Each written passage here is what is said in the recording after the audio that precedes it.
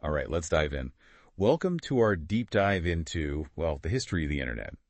We're going to trace the evolution of this crazy digital world that, we all live in. We've got a ton of fascinating sources to dig into today. Oh, yeah. Like what? We've got excerpts from A Brief History of the Internet by the Internet Society, History of the Internet, straight from Wikipedia, a timeline from Live Science. It's called Internet History Timeline, ARPANET to the World Wide Web. Quite a mouthful. And an article from History Cooperative asking the big question, who invented the internet? Sounds like a pretty comprehensive look. It's going to be really interesting to see how these sources all weave together. I mean, the internet story, it's so complex and honestly surprisingly recent when you think about it. I know, right? It feels like it's been around forever, but it really hasn't. But I'm excited to uncover some of those key innovations, the people behind them, and, I always love those unexpected twists and turns in history, so hopefully we'll find some of those too.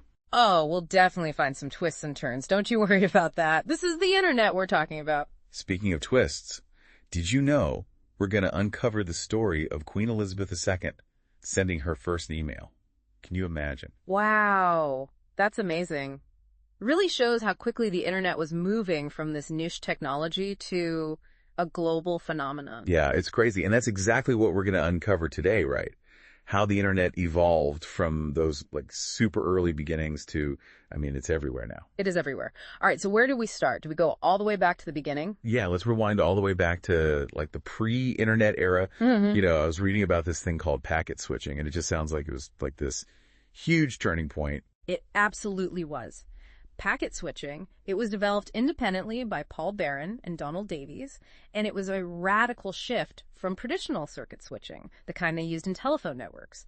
So imagine, instead of a dedicated line for a single conversation, data is broken down into these small packets, and they can travel independently across different paths to their destination. So instead of a single highway, it's like having a network of back roads and side streets that the data can use to kind of get where it needs to go. That's a great analogy. And the beauty of that is, if one path gets congested or blocked, the packets can reroute themselves, making the network super resilient. And it's also way more efficient because you're not tying up a whole line for just one transmission. That's brilliant. It's like, I don't know, one of those choose your own adventure books where you can take different paths and still get to the end. Exactly. And speaking of visionaries, we can't forget about JCR Licklider. He was dreaming of a global computer network way before it was even, remotely possible. He was so ahead of his time. Licklider.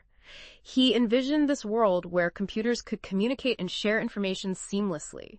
And his ideas, they were hugely influential in shaping the early development of the internet.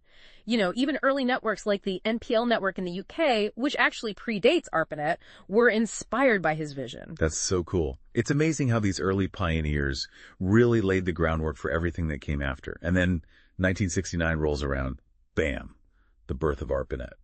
Funded by the U.S. Department of Defense. That's a big one. Huge. ARPANET was the first network to actually implement packet switching on a large scale, connecting universities and research institutions across the United States. And it was a real collaborative effort with people like Robert Taylor, Lawrence Roberts, Bob Kahn, Steve Crocker, all playing key roles. The architects of the early internet. Wow. Putting those groundbreaking ideas into action. Yeah. I was reading about the request for comments process, the RFC, that Steve Crocker started.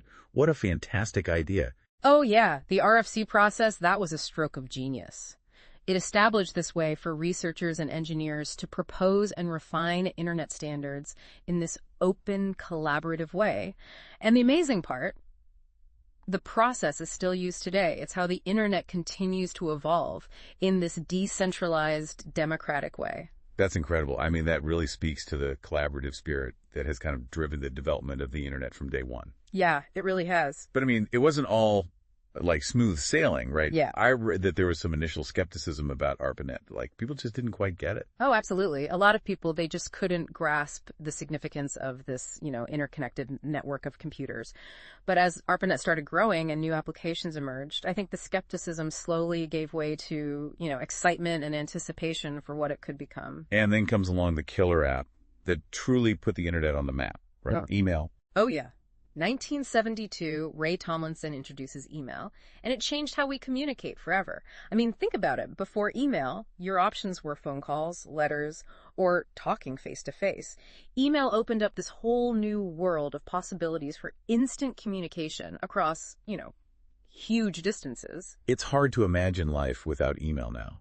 It's so just ingrained in everything we do. Yeah. And as email was taking off, the internet itself was growing too. For sure. ARPANET started expanding globally, connecting to the UK and Norway in 1973. And it was around this time that the term Internet, short for internet working, really started to take hold, reflecting the growing interconnectedness of all these different networks. So it literally started as a network of networks. It did. Each with its own, characteristics, protocols, all like it. It's just incredible to think about how they managed to make all of these different systems talk to each other seamlessly. Well, that's where Vint Cerf and Bob Kahn come in. They developed the Transmission Control Protocol, TCP, and it provided this common language for all these different networks to exchange data reliably. A crucial step in creating the unified internet we know and love today. So they basically created a universal translator for computers. Yeah, pretty much. That's awesome. And then in 1974, we get the first commercial version of ARPANET called Telenet, and that marked the beginning of Internet Service Provider, the ISPs. So this opened up the internet to, more than just research institutions and government agencies. It did. Telenet was a big milestone in the commercialization of the internet. It paved the way for companies like AOL, which later brought the internet into millions of homes around the world. It's fascinating to see how all these early developments really set the stage for this, explosive growth of the internet that we saw in the following decades. Oh, and speaking of fascinating, remember Queen Elizabeth II sending her first email? It was 1976. Oh, yeah, that's right. What a great little anecdote that is. Shows the growing influence of the internet, reaching even the most traditional institutions. Yeah, even the monarchy. So wild. It really shows that the internet was extending far beyond just academia and government, touching everyone's lives in some way. Definitely. It's just amazing to think about how much happened in just the first decade of the internet. It is. From packet switching, ARPANET, to email, the first commercial ISPs. It's like the foundation was laid for this digital revolution that, let's be honest, has transformed the world. And we're just getting started. I know, right? There's so much more to come. So much more. The 1980s, it was a whole new era of growth and innovation. That's when TCP/IP became the standard protocol. Domain names came along. And the internet, it really started to expand beyond its military origins. But that's a story for part 2 of our deep dive. Stay tuned. Welcome back to our deep dive into the history of the internet. Last time, we talked about the internet starting to gain, commercial traction and going global. Now we're headed into the 1980s, a decade of some serious expansion and some big, pivotal decisions that really shaped the internet as we know it. Yeah, the 80s were a huge turning point.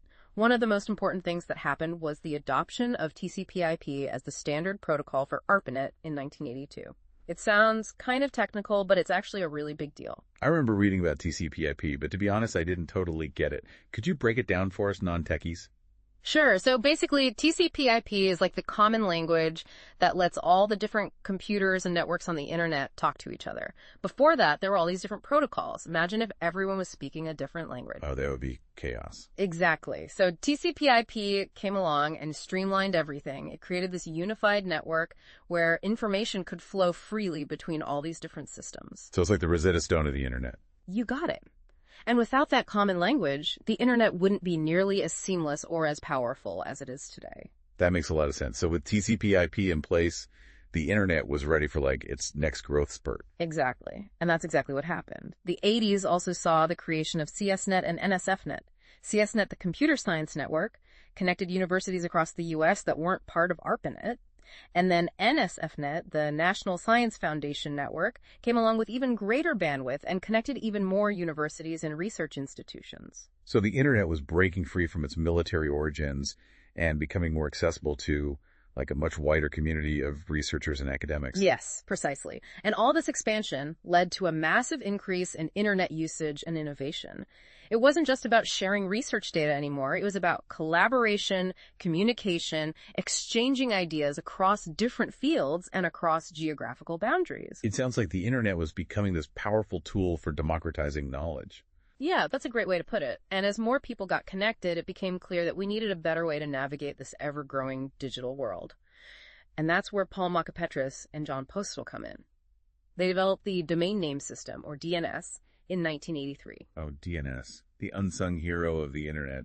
I remember trying to visit websites back in the early days and having to type in these long strings of numbers, those IP addresses. It was a nightmare. Yeah, definitely not user-friendly. But DNS changed all that. It allowed us to start using human-readable names like google.com or wikipedia.org instead of those numerical IP addresses. It's funny how we just take that for granted now, but it was such a crucial innovation for making the internet accessible to, the average person. I completely agree. Imagine trying to remember a string of numbers for every website you want to visit. DNS made the internet much more intuitive and easy to use, and that paved the way for its widespread adoption. It's amazing how these seemingly small technical innovations had such a huge impact on the internet's evolution. It really is. It shows the power of human ingenuity and collaboration. The internet story is full of these moments where really smart people came together to solve problems and create something truly extraordinary. And the 80s were just the beginning. Oh, yeah. As we move into the 90s, things are going to get even more exciting. That's when the World Wide Web makes its debut, and the internet really becomes a global phenomenon, changing how we live, work, and connect with each other. But that's the story for part 3 of our deep dive. And we're back. For the final part of our deep dive into the history of the internet, we've come a long way from those early days of packet switching and ARPANET to the rise of TCP/IP and, those user-friendly domain names. A lot of groundwork laid. Right. But now, buckle up, because we're heading into the 1990s, the decade when the internet really blew up and went mainstream. And that's all thanks to, well, I think you could call it a game-changing invention, the World Wide Web. Yeah, the 90s, they were a wild time. So much innovation and transformation happening. It's 1990 when Tim Berners-Lee, a British scientist at CERN, invents the World Wide Web. And this wasn't just another protocol or app, This was a completely new way to access and share information on the internet. I remember hearing about the web when it first, came out, but I have to admit, I didn't really get what the big deal was at first. It just seemed, kind of clunky and text-based. Oh yeah, the early web was definitely a bit primitive compared to what we're used to now, but the real key innovation was this concept of hyperlinks, those clickable links that connect different pieces of information. So all of a sudden, instead of just reading these static documents, you could jump from one page to another and explore this vast network of connected information. So it's like the internet went from being like a library to a choose-your-own-adventure book, but on this massive global scale. That is a perfect way to put it. And as web browsers got more sophisticated and user-friendly, the web's popularity just exploded. You had the Mosaic browser that came out in 93, and that was a huge breakthrough. It brought images and graphics and just a more intuitive interface. It made the web, just a lot more appealing and accessible to a much wider audience. Oh man, Mosaic. That was my first web browser. It was like a portal to a whole new world. Suddenly I could access information from all over the planet, connect with people who shared my interest. I could even shop online. It was a whole new world. The web ushered in this era of, just incredible access to information and connectivity. It wasn't just about research and communication anymore. It was about entertainment. It was about commerce. It was about social interaction. The internet was becoming an integral part of everyday life for pretty much everyone. And with all this new popularity came, commercialization. Oh, yeah. Companies like AOL were popping up everywhere. They were offering dial-up internet access and this kind of curated online experience. Mm-hmm. It was the dawn of the dot-com era, a time of, just immense opportunity and, some pretty big risks too, as we all found out later. Definitely. The dot-com bubble, that was a classic example of irrational exuberance. Investors were throwing money at internet startups. Valuations were sky high. Everyone was talking about the new economy.